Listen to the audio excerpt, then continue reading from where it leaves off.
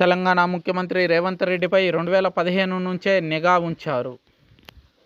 Phone tapping వ్యవహారంలో సంచలన విషయాలు వెలుగులోకి. ఇంటి చుట్టూ 27 మంది పోలీసులు, 24 గంటలు ఫోన్ ట్యాపింగ్, 200 మీటర్ల దూరంలో అత్యాధునిక వార్ రూమ్. రేవంత్ రెడ్డి సహా ఫ్యామిలీ కదలికలు గుర్తించేలా నెట్వర్క్. ఎక్కడికెళ్తున్నారు, ఎవరిని కలుస్తున్నారు అనే సమాచారం బీఆర్ఎస్ సుప్రీంకు చేరవేత. వ్యాపారాలు, అనుచరుల ఆర్థిక వనరులపై గురి. డబ్బులు ట్రాన్స్పోర్ట్ చేసిన మాజీ ఐఏఎస్. సీల్డ్ కవర్లో కోర్టుకు చేరిన ఫోన్ ట్యాపింగ్ ఆధారాలు. టెలిగ్రాఫ్ యాక్టుకు రంగం సిద్ధం. ఫోన్ ట్యాపింగ్ కేసులో సంచలన విషయాలు వెలుగులోకి వస్తున్నాయి. 2015 నుంచే రేవంత్ రెడ్డిపై నిఘా పెట్టినట్టు తేలింది. రేవంత్ టార్గెట్గానే స్పెషల్ ఆపరేషన్స్ జరిగినట్టు స్పెషల్ టీం దర్యాప్తుల్లో వెల్లడైంది. పీసీసీ అధ్యక్షుడిగా బాధ్యతలు చేపట్టిన నాటి నుంచి స్పెషల్ ఆపరేషన్స్ టార్గెట్ రేవంత్ రెడ్డిగా ఎస్ఐబి పనిచేసినట్టు బయటపడింది. ప్రతిరోజు రేవంత్ రెడ్డి ఎక్కడికి వెళ్తున్నారు, ఎవరెవరిని కలుస్తున్నారు అనే సమాచారం అప్పటి సీఎం కేసీఆర్కు ముందుగానే చేరేదని తెలిసింది. ఇదంతా ఫోన్ ట్యాపింగ్ ద్వారానే ప్రణీత్ రావు టీం చేరవేసినట్లు స్పెషల్ టీం పోలీసులు గుర్తించారు. జూబ్లీహిల్స్లోని రేవంత్ రెడ్డి ఇంటికి సమీపంలో 200 మీటర్ల దూరంలో వార్ రూమ్ ఏర్పాటు చేసి 2 ఏసీపీల ఆధ్వర్యంలో దీన్ని నిర్వహించినట్టు పోలీసులు గుర్తించారు.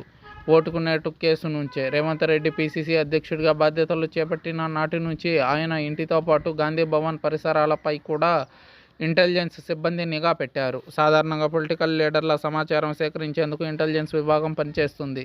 విధి నిర్వహణలో భాగంగా సంబంధిత లీడర్ల ఫోన్ నంబర్స్, వ్యక్తిగత సమాచారం సేకరిస్తూ ఉంటారు.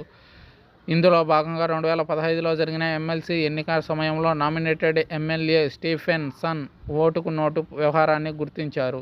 ఇదే అదునుగా గత ప్రభుత్వం కుట్రలకు తెరలేపింది. ఇంటెలిజెన్స్ వ్యవస్థను దుర్వినియోగం చేసే విధంగా ప్రభాకర్ రావుకు స్పెషల్ ఇంటెలిజెన్స్ చీఫ్గా బాధ్యతలు అప్పగించింది. మావోయిస్టులు, టెర్రరిస్టులపై నిఘాకు బదులు అప్పటి పీసీసీ అధ్యక్షుడిగా ఉన్న రేవంత్ రెడ్డిపై నిఘా పెట్టారు. 5 ఏళ్లుగా operation target Revanth Reddy. Special intelligence బ్రాంచ్లో రేవంత్ రెడ్డి టార్గెట్గా స్పెషల్ ఆపరేషన్స్ టార్గెట్స్ ఎస్ఓటీని ఏర్పాటు చేసింది. దీనికి మాజీ డీఎస్పీ ప్రణీత్ రావును చీఫ్గా నియమించింది. రేవంత్ రెడ్డి టార్గెట్గా 2018 నుంచి ఎస్ఓటీ టీం పనిచేసింది. మాదాపూర్లోని కన్వర్జెన్స్ ఇన్నోవేషన్ ల్యాబ్ ద్వారా ఇజ్రాయెల్ నుంచి అత్యాధునిక ఫోన్ ట్యాపింగ్ సాఫ్ట్వేర్స్ పరికరాలను కొనుగోలు చేశారు. ఫోన్ ట్యాపింగ్ కోసం రేవంత్ రెడ్డి ఇంటి సమీపంలో మొత్తం 27 మంది మఫ్టీ పోలీసులు, టెక్నికల్ సిబ్బందితో వార్ రూమ్ ఏర్పాటు చేశారు. వార్ రూమ్ నుంచే 24 గంటల పాటు ఫోన్ ట్యాపింగ్ చేసినట్టు దర్యాప్తులో తేలిందనే సమాచారం. రేవంత్ రెడ్డి ప్రతి కదలికను ఫోన్ ట్యాపింగ్ ద్వారా గుర్తించేవారని తెలిసింది. 2021లో పార్టీ మారిన ఈటెల రాజేందర్పై కూడా ఫోన్ ట్యాపింగ్ ఆపరేషన్ చేసినట్టు పోలీసులు భావిస్తున్నారు. అదేవిధంగా బీజేపీ ఎమ్మెల్యే రఘునందన్ రావుపై కూడా ఫోన్ ట్యాపింగ్ చేసినట్లు తెలుస్తున్నది.